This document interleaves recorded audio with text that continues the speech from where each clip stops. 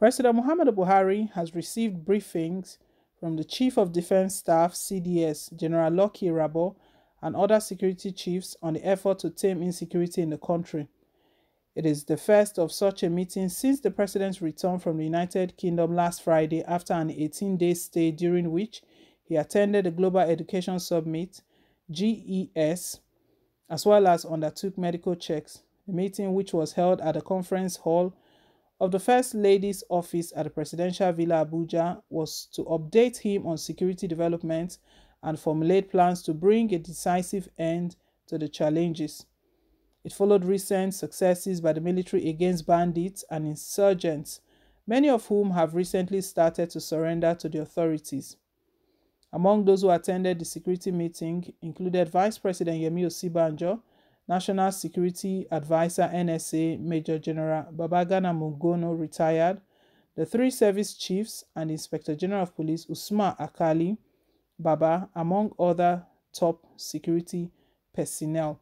President Muhammadu Buhari is currently receiving briefings regarding insecurity. And did I hear him say that it is time? They are planning, they are making plans, they are formulating plans to bring an end, to bring a decisive end to these challenges, to the current insecurity.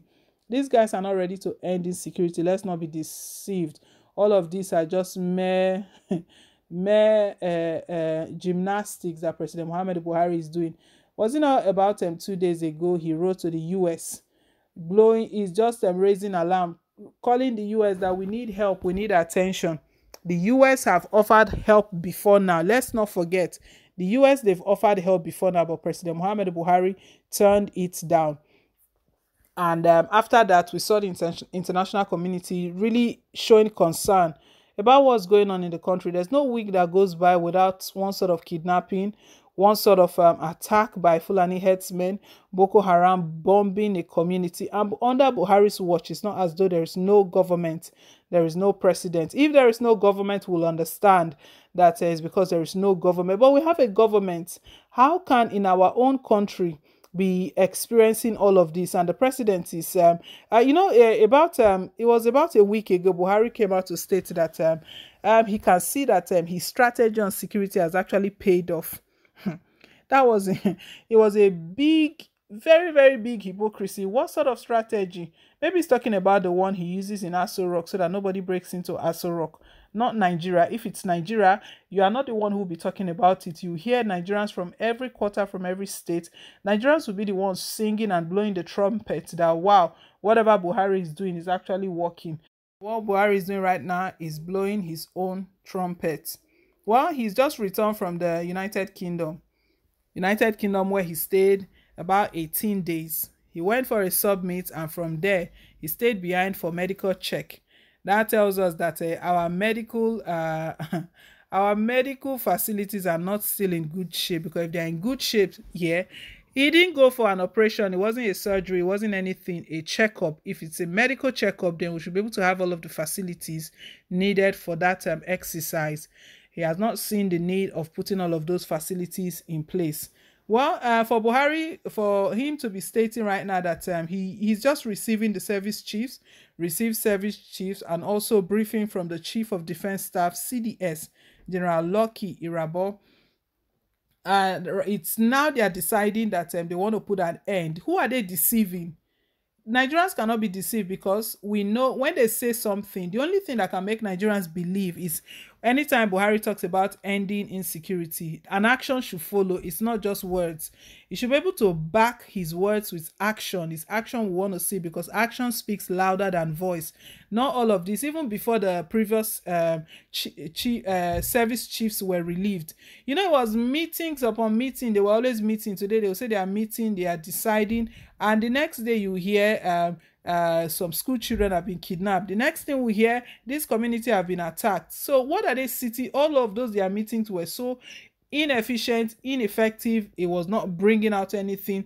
There was nothing it was producing. It wasn't producing anything. The same thing he's doing right now, receiving briefings from service chiefs, from all of them what is going on, and he's ready. Buhari is telling Nigerians now that he's ready to, they are formulating plans. What sort of plan are they formulating? Rather than stop that connection, whatever they are using to sustain these insurgents, the Fulani headsmen that they are sponsoring, that they are paying, the Boko Haram, it's all of them to cut that supply. They are the ones sponsoring them, for crying out loud. So they should stop talking about we're planning, we're sitting down, we want to end these challenges. Don't end it. Let them sit there.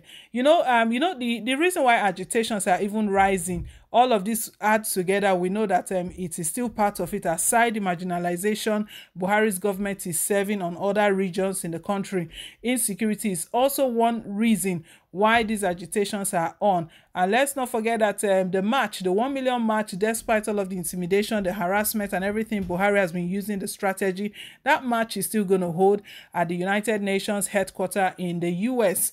And that is where all countries are going to be represented. Buhari is going to be exposed, all of his injustice, the wickedness, and the bad governance, the bad government under his administration, and all he's been doing. So he's working overtime. I think that was the reason why he even wrote to the US soliciting for help, that he actually needs help to end insurgency. Meanwhile, he's the one sponsoring it. If he wants to end it, is to tell those people that enough is enough. Call those bandits, because Sheikh Gumi has been going to meet with them, have been having talks with them. It's Sheikh Gumi that goes to find out their grievances and all of that. They don't want to end this insecurity. The other day it was Falana that was asking that those Boko Haram that you're talking about, that they are repentant, we want to know their details. Even the ones that were arrested, that you claim that they are arrested and you are going to be prosecuting, we want to know how many of them have been prosecuted, where are they, and all of those details. He gave an ultimatum to the Attorney General of the Federation, Abubakar Malami. Up till now, no one has said anything, no one has brought anything out. So we know very well what Buhari's government is doing. Buhari's government is foiling insecurity, because APC themselves, they know what they are up to. 2023 election is just around the corner. Speculations have been going on that what Buhari's intention is, what he's planning is that he wants to make the country ungovernable, so that come 2023 he can declare a state of emergency, where there will be no election, where his government can carry on, where he will still remain and carry out all his plans to Islamize the country.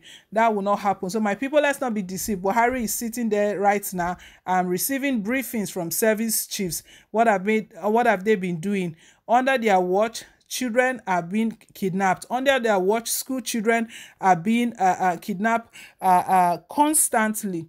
And they're talking about they are ready to take a decisive, and they are formulating decisive plans. Guys, let's hear your take down below in the comment section. Thank you once again for staying tuned. And please don't forget to give us a thumbs up, click on the like button. And if it's your first time, you're welcome. Please hit on the subscribe button till I come your way again with more updates. Bye.